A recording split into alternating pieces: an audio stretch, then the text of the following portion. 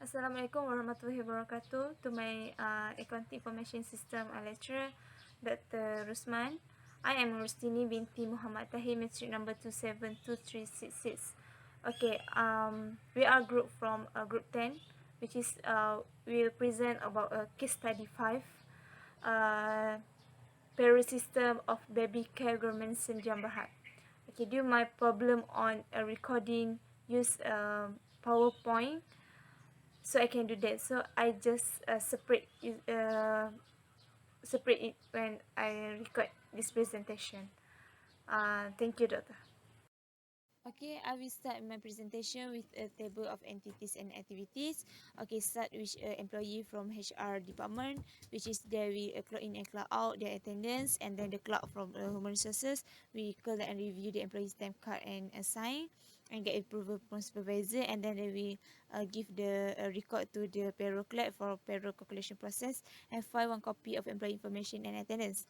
And then employee from production department also do the same things to clock in and clock out, but they have to fill up job ticket for the costing calculation. And then the clerk of the production department we reconcile the data from the ticket and job. And then supervisor and manager and production will check and give approval, and then data will key in the computer. Okay, this is continue for a table of entities and activity. Okay, for a account department, the payroll clerk we calculate the net salary and report that received from HR and production department. So there we key in and update the payroll calculation, and then we'll get approved by the account manager and issue payslip to employee, and then the prepare a payroll payment, then bank will transfer the salary to the employee account, and payment clerk will payment clerk will file the payroll payment list, and account clerk will receive payroll calculation summary, and then they'll prepare and update general voucher, and general ledger clerk will update payroll general ledger and file the JV report and payroll calculation. Is a context diagram, which is involve three process from the timekeeping to payroll system and to employees. Okay, for the DFD, we present by Fahmi.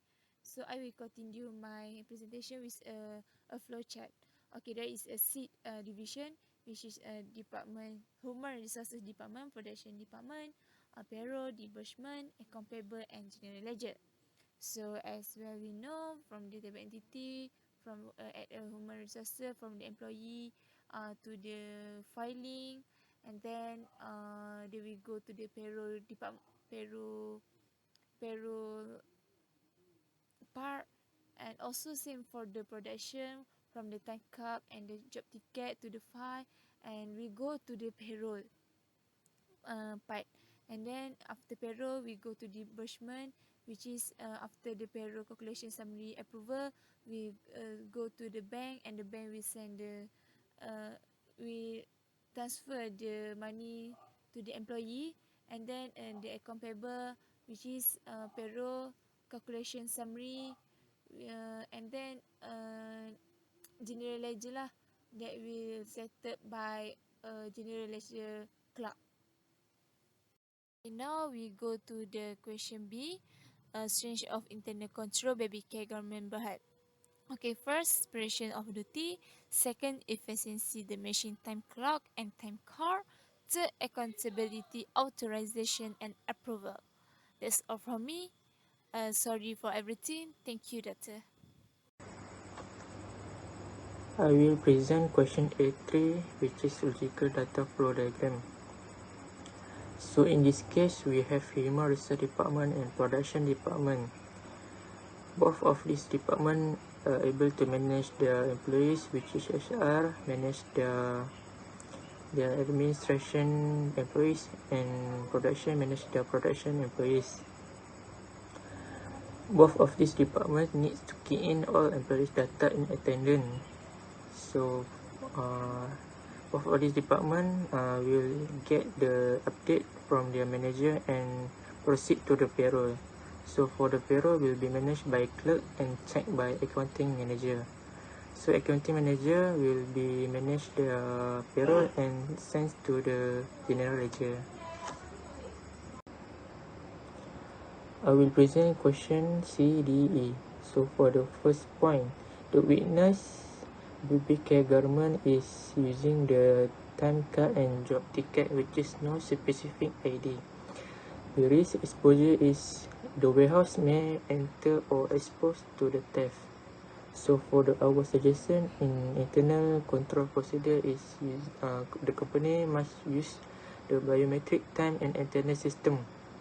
This system only authorized person can enter and the person who enter is trackable. So for the second point is manual key in data. Human resource need to key in data around 100 data. So the risk is it will slow down the business and easily to make an error. So for our suggest is use the automated payroll system software. This software will help company to calculate the payroll and key in data more accurately and less error. Next third point, the witness for the BBK government is unintegrated system. The risk exposure is it will take an unnecessary time to detect an error. So for our suggestion is this company must use the integration system. It will allow better and faster in reporting. So for the next fourth point is the lack of payroll processing. The risk payroll processing is dishonest employees could set up a false employees. Our suggestion is this company bodoh lah. For the last point, the weakness of BBK government is the lack of security. Since this company using the basic computer technology, the risk exposure is all the data employees and company are exposed by outsider.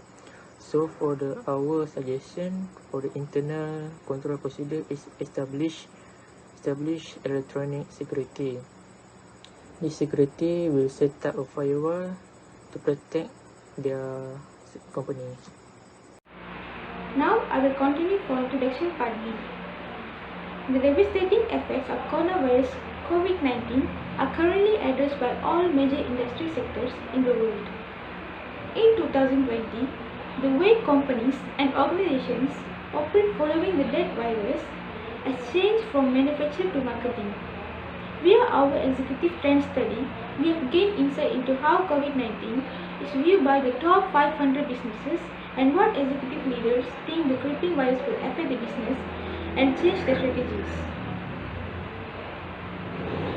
Coronavirus has a detrimental impact on companies worldwide, and with overwhelming 93% of respondents who notice it will have an impact on their businesses. Our survey findings reinforce it as such. However, the survey states the number of companies that conclude that COVID-19 will have a short-term negative effect rather than a long-term negative effect. In particular, only 28% of respondents expect a negative impact for the long term, while 65% expect a negative impact for the business for the short term.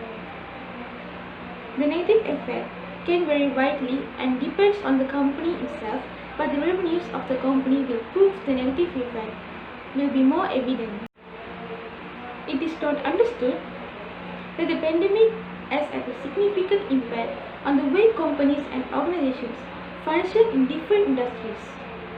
It is obvious from our survey that many executives develop new strategies for post-coronavirus circumstances. Due to restricted movement control set by the government, at least 55% of those surveyed will be prepared to increase long-term remote work situations. However, 51% of respondents often concentrate on business continuity planning (BCP) and on scenario preparation to handle future coronavirus risks.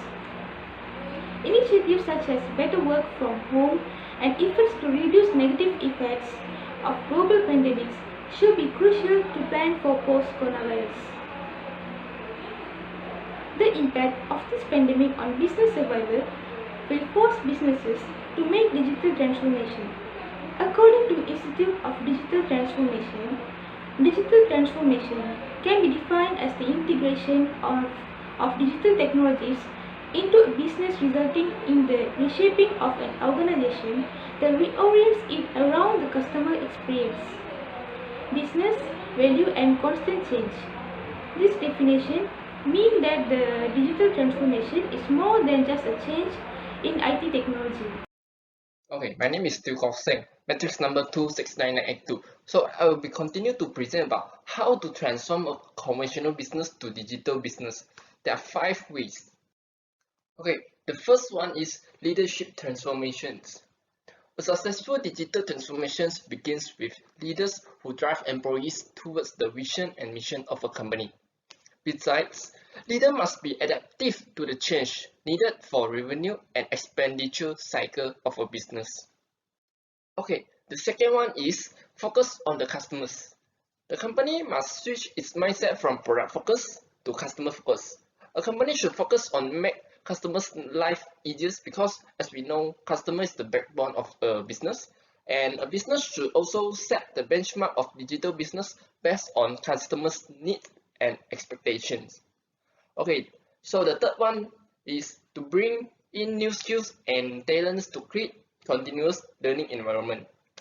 A business could bring in new skill because this could help in transform a business from conventional towards digitalization. A business can recruit some talented fresh graduates with ample knowledge and skills about information technology, as we call it IT, to help the business move towards digitalization. Besides, everyone in the company can also learn and work together to learn about the IT, and a company can be more competitive in the future. Okay, next is transform supply chains and logistics into digital. So digital transformations can be powerful in improving the speed and reliability of the supply chains. So a company also needs to improve the productivity, efficiency of order fulfillment and deliver. So to look at how the supply chains can be digitalized and improved from time to time is the works that leaders of the executives must do. Okay, the last one is product, service and process development. A business should continuously develop and provide exceptional goods and services to the customers, and shift in the way a company delivers its products and services, like they can use websites or online shopping for their customers and online payment, and use the appropriate platform so the customers like how the way companies operate. Okay, so we come to conclusions. Due to the COVID-19 pandemic's impact, most of the company sector in Malaysia, because of the government had already set the restriction movement order, so they forced to cross and have some SOP when they are operating. So this could turn them from the traditional business cycles to digital business operations. This is the chance and opportunity for them to make a change towards information technology. Okay, then transforming the company into a digital business transition means that is maintain the technology growth, because Malaysia's government has set previously to achieve the goals of 2020 to be a competitive country. So this could help also. Besides, this guarantees that in the future the company will not become obsolete. They will stay competitive and fight for a good economy of Malaysia. Okay, thank you.